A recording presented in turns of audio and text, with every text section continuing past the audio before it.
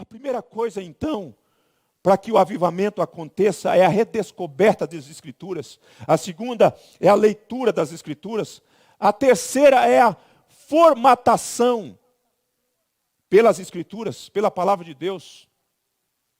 E aqui eu me refiro à formatação da mente de acordo com as Escrituras. Esse povo ia ao templo. Esse povo estava interessado em vida religiosa. Porque vida religiosa, isso se manifesta em todos os povos e em todas as pessoas, meus queridos irmãos. Nas etnias mais distantes, aquelas que nem foram mapeadas, que nós desconhecemos, lá tem religiosidade. Lá tem gente querendo ter relação com a divindade. Lá tem gente que tem a semente da religião e o senso da divindade.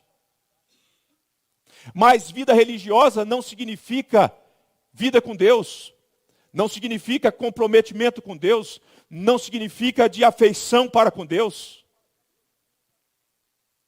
E agora que este homem recebe o livro da lei e escuta a leitura do livro da lei, esse homem vai experimentar uma reformatação da mente, do modo de pensar, do modo de agir, como se deve conduzir as coisas. Você pode ver isso de modo detido no capítulo 23, especialmente depois quando ele manda consultar uma profetisa, e a profetisa dá uma resposta para ele. Quando você constata isso no versículo 11 do 22 até o versículo 20, mas o 23, versículo 1 a 3, você vai perceber que agora a mente desse homem foi formatada, está sendo transformada, está sendo conduzida pelas Escrituras da palavra de Deus.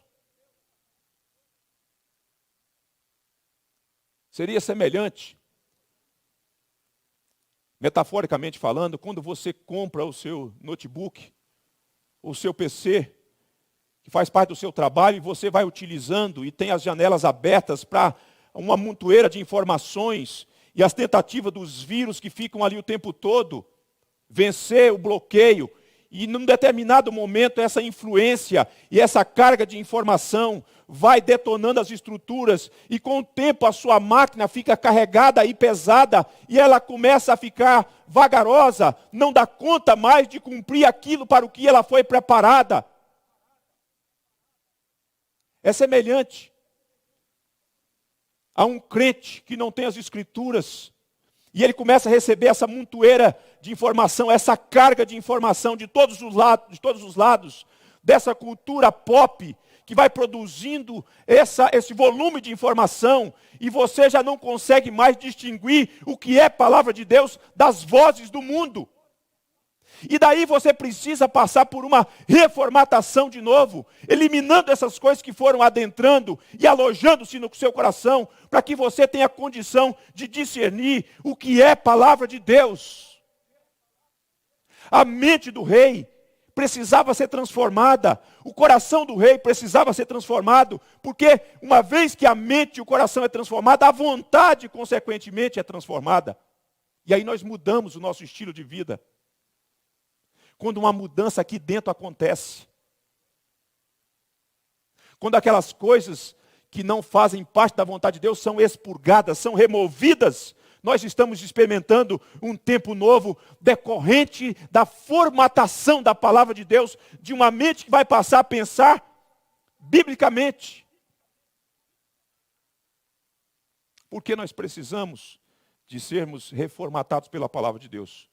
Porque nós temos pensado, irmãos, numa grande medida, de modo relativo. O relativismo moral que está presente na sociedade contemporânea é um relativismo presente na vida da igreja, na mente da igreja. A igreja tem tido uma mente secularizada, mundana. Em muitos pontos e aspectos, nós pensamos de modo semelhante às pessoas que não temem a Deus. Fazemos alinhamentos ideológicos de coisas que são extremamente perniciosas e afrontas diretas à palavra de Deus. Por quê? passamos, a partir desse volume de vozes, de informações, a relativizar a palavra de Deus. Uma coisa velha que acontece lá no Éden, por meio de Satanás, que é o pai do relativismo, que quer fazer com que pensemos que é assim mesmo, que afinal de contas, a sociedade evoluiu, os tempos são outros, não se pensa mais casamento e sob castidade, como os nossos pais e os nossos avós pensavam. Não, os tempos são outros, pastor.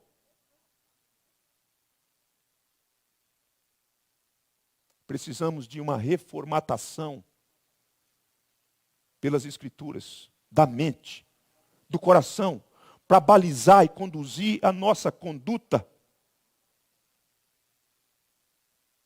Numa grande medida, irmãos, somos mais influenciados pela cultura contemporânea do que pelas Escrituras. A verdade é essa. Somos tremendamente influenciados pela cultura do que pelas Escrituras. Não ensinamos mais os nossos filhos o que diz as Escrituras, mas o que o mundo ensina.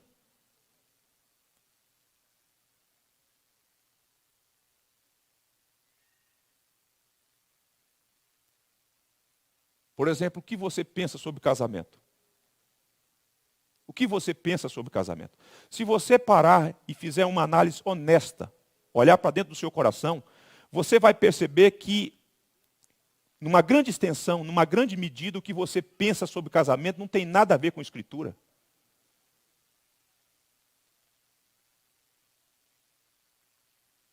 Não passa nem perto do que diz a Escritura sobre casamento. O que você e eu pensamos sobre família passa muito longe do ensino das Escrituras. Porque existe uma influência fortíssima na cultura contemporânea, na sociedade contemporânea, que quer nos domesticar, nos doutrinar sobre o que é família. E numa grande medida, nós temos assimilado esses ensinos. O que você pensa sobre sexo antes do casamento?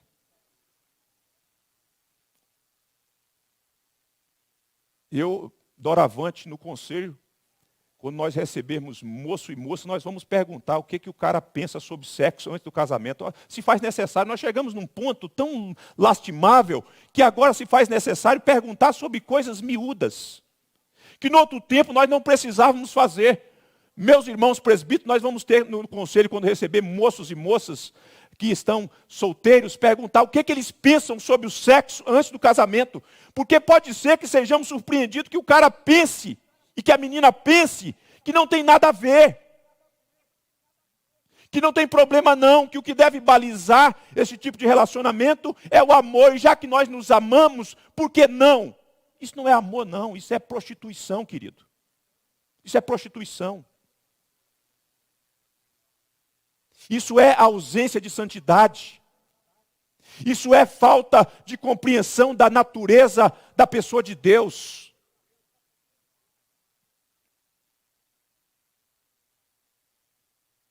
Nós não temos demonstrado firmeza naquilo que nós professamos. Não temos pensado biblicamente a nossa conduta, o nosso estilo de vida. A verdade é que a nossa conduta tem sido dirigida pelo secularismo. Nós somos extremamente mundanos. Nossas festas são mundanas. Nosso comportamento é mundano. Nosso linguajar é mundano. Nosso jeito de pensar é mundano. Nós temos desonrado a Deus. E o único instrumento que pode consertar o nosso modo de pensar é as Escrituras. É a palavra de Deus.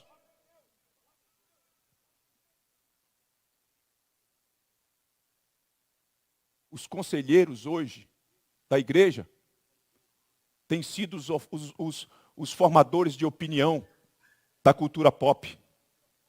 São eles que orientam os nossos filhos sobre namoro, sobre casamento, sobre trabalho. São os formadores de opinião no Instagram, nas redes sociais, nesses instrumentos que tem por aí. E com eles e por conta deles, nós começamos a pensar que é assim mesmo, que eles é que estão com a razão, que nós é que ficamos bitolados, tolhidos num determinado momento da história. E vamos nos conformando, e aquietando e absorvendo essas coisas no nosso coração. A verdade é que o relativismo moral e a secularização leva-nos a fazer uma afirmação com segurança. Os cristãos são ortodoxos, têm sido ortodoxos no falar e liberais no agir. No falar, no verbalizar, numa boa medida, nós somos ortodoxos. Dominamos a sã doutrina. Sabemos, e uma grande maioria sabe fazer as conexões das doutrinas, da soteriologia, da lógica de como que essas coisas funcionam e como que nós somos convencidos intelectualmente. Mas isso não tem causado nenhuma influência no comportamento, na conduta. Vivemos como os ímpios. Nossos argumentos são doutrinários, mas nossa conduta e ação é mundana. Isso me leva a concluir que nós precisamos de um avivamento, de um despertamento. Que nós precisamos, em primeiro lugar, de fazer aquilo que foi feito, que aconteceu aqui, da redescoberta das Escrituras, da leitura das Escrituras, de uma reformatação pelas Escrituras.